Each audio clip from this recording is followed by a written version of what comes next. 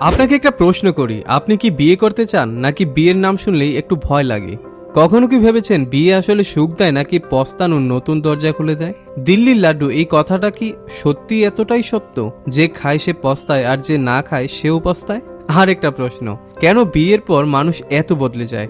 কেন একজন সাধারণ মানুষ হঠাৎ বউয়ের স্বামী হয়ে যায়? আপনি কি বিয়ে করে শান্তি খুঁজছেন নাকি অজান্তেই জীবনের সবচেয়ে বড় রহস্যে ঢুকে পড়তে যাচ্ছেন? বিয়ে সুখ না দুঃখ, বউ ভালোবাসা না এক রহস্যময়ী প্রাণী? এমন ভাবে যা শুনে আপনি হাসবেনও আবার ভাববেনও। গ্রামে একটি উক্তি আছে, বিয়ে মানে দিল্লির লাড্ডু, যে খায় সে পস্তায় আর যে না খায় সেও পস্তায়। আমি পস্তাচ্ছি কিনা জানি না, কিন্তু একটা জিনিস ঠিকই বুঝেছি, বউ একটা অদ্ভুত প্রাণী ভাই। কখনো হাসবে কখনো কাঁদবে, আপনি জীবনে বুঝতে পারবেন না, একবারে বাচ্চাদের মতো চালাবে, এটা চাই ওটা চাই, আপনি বিরক্ত হবেন। আবার বিরক্ত না হলেও তবু কোনো না কোনো ভাবে বিরক্ত হবেন। আপনার হিসাব নিকাশ যোগ বিয়োগ কিছুই মিলবে না ভাই।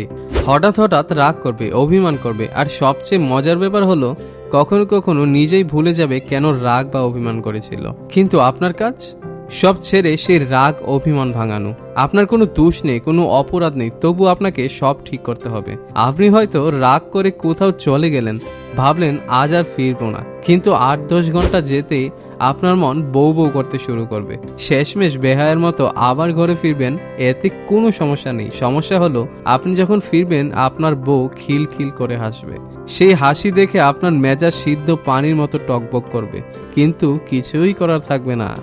মনে হবে আপনি পৃথিবীর সবচেয়ে বড় বেহায়া। তারপর শুরু হবে মার্কেটিং এর অধ্যায়। আপনাকে বুঝিয়ে সুঝিয়ে মার্কেটে নিয়ে যাবে, বলা হবে একটা জামা কিনবো শুধু, কিন্তু গিয়ে দেখবেন পুরো বাজার যেন আপনার বউকে ডাকছে, এইটা ভালো ওইটা ভালো আরেকটা দেখো। আপনার বউ এমন ভাবে বলবে মনে হবে সব জিনিস ওর জন্যই তৈরি। ছোটবেলায় নামাজে দাঁড়ালে যেমন দুনিয়ার সব আজে বাজে কথা মনে পড়তো, ঠিক তেমনি বউয়ের কেনাকাটার সময় সব জিনিসের কথা মনে পড়ে যায়। যে জিনিস বছরে একবারও লাগে না সেটাও কিনতে হবে। না কিনে দিলে মনে হবে ভেতরে প্রচন্ড যন্ত্রণা হচ্ছে, আর কিনে দিলে এমন করে নিঃশ্বাস নেবে যেন মরুভূমিতে হাঁটতে হাঁটতে হঠাৎ ঠান্ডা পানি হয়ে গেল। তবু ভাই আমি বিয়ের পক্ষে, আমি বউয়ের পক্ষে, কারণ বিয়ে মানে শান্তি। এসব ছোট ছোট অত্যাচারের মাঝেই গভীর একটা শান্তি লুকিয়ে থাকে। দিন শেষে একজন মানুষ থাকে যার সাথে কথা বলা যায়, সুখ দুঃখ শেয়ার করা যায়। একটা ঘর থাকে যেখানে আপনি ফিরে আসেন, কেউ অপেক্ষা করে থাকে, আদর করে, নানা রকম সুস্বাদু খাবার রান্না করে, মাথায় হাত বুলিয়ে দেয়, গল্প করে, সাহস দেয়। ভালোবাসা মেশানো ওগো ডাকটা, এই জিনিসটার কোনো বিকল্প নেই। বউ ছাড়া মানসিক শান্তি কল্পনাই করা যায় না। আর কেউ যদি ভাবেন শেষে এসে বউয়ের প্রশংসা করছি কোনো ভয় থেকে, তাহলে ভুল ভাবছেন।